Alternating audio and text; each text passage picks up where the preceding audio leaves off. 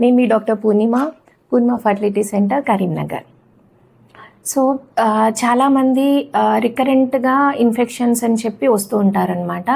పెళ్ళి కాని అమ్మాయిలు వస్తుంటారు, పెళ్ళైన వాళ్ళు కూడా వస్తూ ఉంటారు.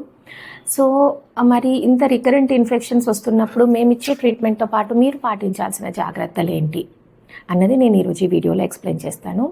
ఫస్ట్ మనం పెళ్ళి కాని అమ్మాయిల దగ్గర నుంచి స్టార్ట్ చేద్దాం. ఎస్పెషల్లీ ఎవరైతే హాస్టల్స్లో ఉంటారో వాళ్ళకందరికీ కూడా, వాళ్ళ తల్లులందరూ కూడా ఈ వీడియో చూడండి. అండ్ ఈ అమ్మాయిలకందరికీ నేను చెప్పేది ఏంటంటే, ఒకటి, హాస్టల్లో జనరల్గానే మనకి ఇంట్లో ఉన్నంత నీట్నెస్ ఉండదో అది అందరికీ తెలుసు. సో మీరు మీ సెల్ఫ్ హైజీన్ అన్నది, మీ నీట్నెస్ మెయింటైన్ చేసుకోవడం అది మీ బాధ్యత. హాస్టల్ ఎట్లా ఉన్నా సరే మనది మనం నీట్గా ఉండడం అన్నది మనం ఒకటి అలవాటు చేసుకోవాలి. రెండవది, మీ సోప్ మీరే యూజ్ చేసుకోవాలి, మీ ఇన్నర్స్ మీరే యూజ్ చేసుకోవాలి. హాస్టల్స్లో ఎక్స్చేంజ్ చేసుకోవడాలు, ఒకరి వాడుకోవడాలు అనేది వెరీ క్వైట్ కామన్. సో మీ ఇన్నర్స్ మీరే వాడుకోవాలి, మీ సోప్స్ మీరే వాడుకోవాలి, మీరు హ్యాండ్ వాషెస్ మీరే వాడుకోవాలి. ఎవరితోనూ పక్క వాళ్ళ ఎవరి కూడా వాడకండి. రెండోది, ఎప్పుడైతే మీకు రికరెంట్గా కింద దురద వస్తుంది, ఎక్కువగా వైట్ డిశ్చార్జ్ వస్తుంది అంటే ఆ పాత ఉన్న ఇన్నర్స్ని తీసేసేయండి. కొత్తవి ఫ్రెష్వి కాటన్వి తీసుకోండి. ఆ కాటన్వి కూడా కొంచెం లూజ్గా ఉండి గాలి తగిలేలాగా చూసుకోవాలి. కరెక్ట్ ఫిట్టింగ్, టైట్ ఫిట్టింగ్లో ఉండేలాగా కాకుండా కొంచెం లూజ్గా ఉండి కింద ఏరియాలో గాలి తగిలేటట్టుగా ఉంటే కొంతవరకు మనం ఇన్ఫెక్షన్ ప్రివెంట్ చేయొచ్చు. అండ్ నైట్ టైంలో పడుకునేటప్పుడు కింద గాలి తగిలేలా ఉండడానికి నైట్ టైం మ్యాక్సిమం అండర్వేర్ లేకుండా పైనుంచి మనం ప్యాంట్ వేసేసుకొని కూడా పడుకోవచ్చు. అలా ఉన్నా సరే కింద ఏరియాలో మంచిగా గాలి తగిలి ఇన్ఫెక్షన్స్ ఉన్నవి తగ్గే అవకాశం కూడా ఉంటుంది. అండ్ ఇంకొక విషయం ఏంటంటే, మనం ఆల్రెడీ యూజ్ చేస్తున్న ఇన్నర్స్లో ఆల్రెడీ మనకు బ్యాక్టీరియా, ఫంగస్ అన్నీ చేరిపోయి ఉంటాయి కాబట్టి వాటిని మనం ఎంత వాష్ చేసినా కూడా అందులో ఉన్నాయి అవన్నీ పోవు. సో అలాంటప్పుడు వాటిని మంచిగా ఐరన్ చేయాలి. ఐరన్ చేస్తే ఏంటంటే ఆ ఐరన్లో ఉన్న వేడికి అందులో ఉన్న బ్యాక్టీరియా, ఫంగస్ అన్నీ చనిపోయే ఛాన్సెస్ ఉంటాయి. ఇంకొకటి, కింద వెజైనల్ ఏరియాలో ఉన్న హెయిర్ అది రిమూవ్ చేసుకునేటప్పుడు రేజర్స్, బ్లేడ్స్ వాడకుండా ట్రిమ్మర్స్ అది యూస్ చేసుకోండి.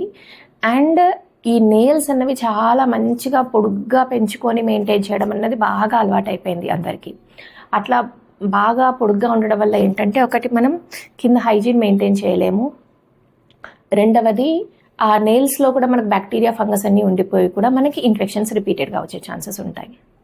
ఇంకొకటి, వాష్రూమ్కి వెళ్ళిన ప్రతిసారి కూడా సోప్తోనో డెటాల్తోనో వాష్ చేసుకునే అలవాటు చాలా మందికి ఉంటుంది అనమాట. అది తప్పండి. అట్లా మనం very harsh soaps, Dettol use చేయడం వల్ల ఆ లోపల ఉండే మంచి బ్యాక్టీరియా కూడా చనిపోతుంది అనమాట. మంచి బ్యాక్టీరియా చనిపోతే ఇక బయట నుండి చెడు బ్యాక్టీరియా బాగా మనకి అటాక్స్ చేసేస్తుంది. సో అట్లా ప్రతిసారి యూజ్ చేయకండి. అండ్ ఒకవేళ వాష్ చేసుకోవాలి అనుకుంటే వెజైనల్ వాషెస్ అని సపరేట్గా దొరుకుతాయి, వాటిని మాత్రమే వాడండి. అండ్ ఇన్నర్స్ వాష్ చేసుకునేటప్పుడు కూడా జెంటిల్గా, మైల్డ్గా ఉండే సోప్స్, లైక్ మనం చిన్నపిల్లలకి యూజ్ చేస్తాం కదా, వాళ్ళకి కిడ్స్ కోసం అని సపరేట్గా సోప్స్ ఉంటాయి, సపరేట్గా బట్టలు వాష్ చేసే డిటర్జెంట్స్ ఉంటాయి కదా, ఆ డిటర్జెంట్స్, అట్లాంటి డిటర్జెంట్స్ వాడడం వల్ల మనకి ఈ ఇన్ఫెక్షన్స్ని మనం రికరెన్స్ రాకుండా మనం మెయింటైన్ చేయగలగాలి. ఇప్పుడు మీరు నా దగ్గరికి వస్తే ట్రీట్మెంట్ ఇస్తాను, అప్పుడున్న కోర్స్తో ఏంటంటే అప్పుడున్న ఇన్ఫెక్షన్ అనేది తగ్గుతుంది. నెక్స్ట్ రాకుండా ఎలా ఉండాలి అంటే, మీరు ఈ జాగ్రత్తలన్నీ పాటించినప్పుడే నెక్స్ట్ ఇన్ఫెక్షన్ అన్నది మీకు రాకుండా ఉంటుంది అనమాట.